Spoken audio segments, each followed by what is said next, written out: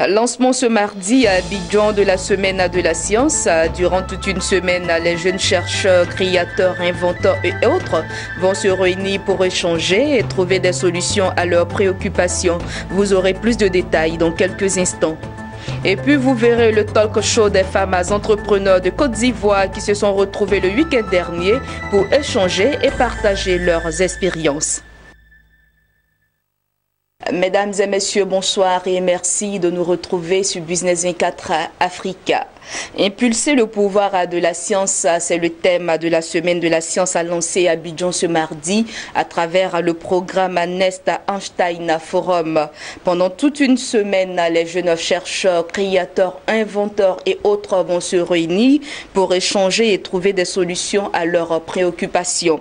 Cette initiative souhaite globalement mettre en avant les contributions des scientifiques africains à l'ensemble de la connaissance scientifique générée et susciter des vocations scientifiques. C'est un reportage de Marie-Josée Kwasi et de Soro Chelina. Mettre en avant les contributions des scientifiques africains à l'ensemble de la connaissance scientifique générée et susciter des vocations scientifiques, c'est le but de la première semaine africaine de la science. À l'initiative du Nest Einstein Forum, NEF, une entité de l'Institut panafricain des sciences mathématiques, la semaine africaine de la science est basée cette année sur le thème « Impulser le pouvoir de la science ». Ce programme consiste à réunir plusieurs chercheurs et scientifiques, éminents scientifiques africains autour des problématiques que connaissent l'Afrique, et puis l'idée est de valoriser les talents africains à l'échelle internationale. Donc chaque année, des ambassadeurs sont recrutés par pays africains pour promouvoir la science et la technologie dans chaque pays africain. Donc il y a des lauréats qui sont récompensés par cette institution. Donc aujourd'hui, le NEF est un programme scientifique africain qui vise à pouvoir faire en sorte que la science puisse contribuer à la transformation sociale du continent africain. Lancée ce mardi à Abidjan, la célébration de la semaine africaine de la science s'étend du 26 au 30 juin. Cette rencontre est meublée par des panels et des ateliers de formation. Particulièrement en Côte d'Ivoire, ce que nous avons fait, c'est de non seulement présenter l'activité à travers des panels d'experts, des personnes vont intervenir et puis ils vont démontrer, donner leur avis sur le développement scientifique et stratégique de la Côte d'Ivoire. Donc on a des programmes qui concernent des initiations au code dans la robotique pour les enfants de 8-15 ans et puis aussi la valorisation du code informatique auprès du genre féminin. Donc il y aura aussi également un séminaire au lycée Blaise Pascal sur les Fab Labs et leur rôle dans la promotion des métiers du 21e siècle qui ont un lien avec la science. Aujourd'hui, nous voulons faire en sorte que effectivement le prochain Einstein soit un Africain, parce que l'idée c'est de faire en sorte qu'on puisse créer les conditions pour trouver ce prochain Einstein. Et les conditions, c'est de valoriser toutes sortes d'initiatives, mettre des bourses à disposition de chercheurs ou des personnes qui ont des porteurs, qui ont des projets qu'ils veulent valoriser à plus grande échelle, qui peut transformer l'Afrique dans 100 ans. Initiative appréciée par les participants. Il faut dire que pour tout jeune entrepreneur africain, conscient donc des enjeux de l'industrialisation, la science occupe une place de choix et que nous qui exerçons donc dans l'agriculture, qui travaillons pour la modernisation donc de l'agriculture paysanne, c'était le lieu aujourd'hui pour nous de venir nous abreuver auprès donc de certains dévancés pour savoir dans quelle mesure nous pourrions nous servir de la science pour tendre vers une agriculture de précision, une agriculture intelligente où l'on fournit peu d'efforts mais en maximisant donc la production. À un moment donné, il faut qu'on puisse tous se parler pour savoir ce qui se fait autour de nous et qu'ensemble on puisse chercher à faire évoluer cette science-là africaine et arriver effectivement à changer non seulement nos habitudes, mais à faire évoluer le continent.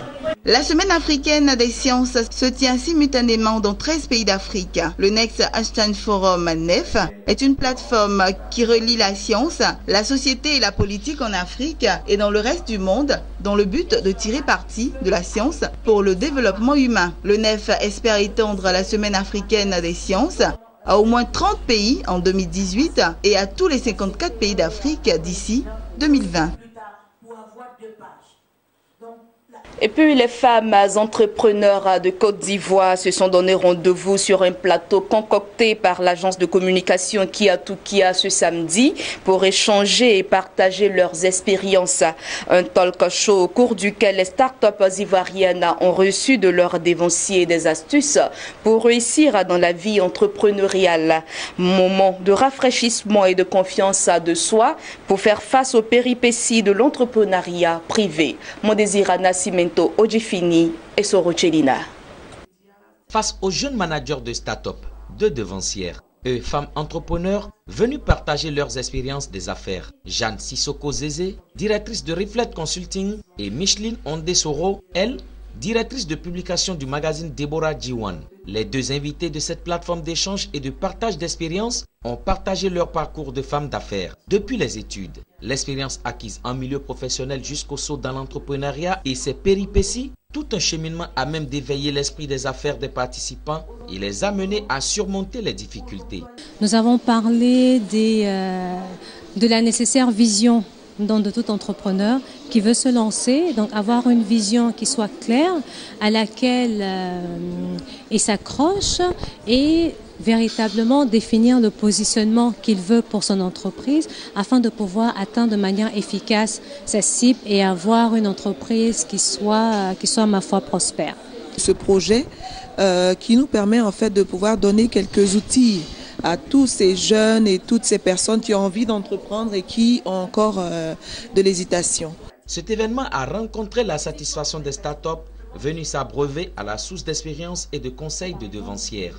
On ne peut qu'encourager de telles initiatives parce que ça permet aux entrepreneurs, femmes comme hommes, nouveaux comme anciens, de pouvoir se remettre en cause, d'entendre des choses qui vont leur permettre d'évoluer et puis d'être plus efficaces. Bon, ça m'a fait vraiment du bien puisque les deux dames sont vraiment travailleuses, elles sont battantes et vraiment les expériences sont carrément différentes. Ce talk show a été initié par Kia to Kia Communication, une agence qui s'est assignée pour mission d'accompagner l'entrepreneuriat jeunesse d'une part et d'autre part, mettre en réseau les créateurs de richesses. C'est vraiment de faire profiter aux futurs entrepreneurs, aux entrepreneurs de la place, mais aussi aux professionnels et aux étudiants, de leur faire profiter de partage d'expériences d'entrepreneurs déjà aguerris qui sont sur le marché.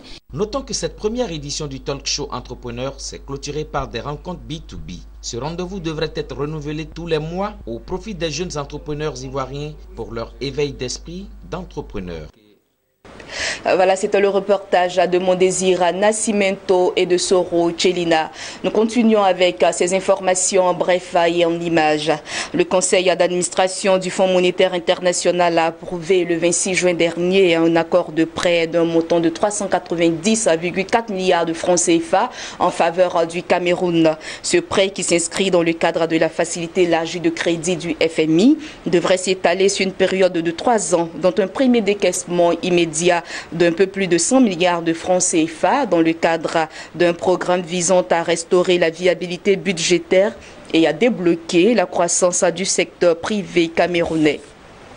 Le cabinet américain Kroll a estimé qu'au moins 500 millions de dollars de dépenses sur 2 milliards de dollars de dettes cachées contractées par l'exécutif mozambicain demeuraient inexpliquées, selon les conclusions de son rapport d'audit publié samedi dernier par le procureur général. En 2013 et 2014, 3 entreprises à capitaux publics liées aux services secrets et au ministère de la Défense mozambicain avaient emprunté 2 milliards de dollars pour acheter du matériel de surveillance maritime et des navires. Le rapport d'audit relève plusieurs incohérences et des zones d'ombre dans l'utilisation de cet emprunt. Des procédures préliminaires sont cependant en cours pour évaluer l'existence de délits et d'autres irrégularités, ajoute le test. Notons qu'une mission du FMI est prévue du 10 au 19 juillet pour discuter de ce rapport. Voilà, c'est la fin de cette édition. Merci à tous de nous avoir suivis. Retrouvez Marie-Josée Kwasi demain, mercredi, 21h, pour une nouvelle édition.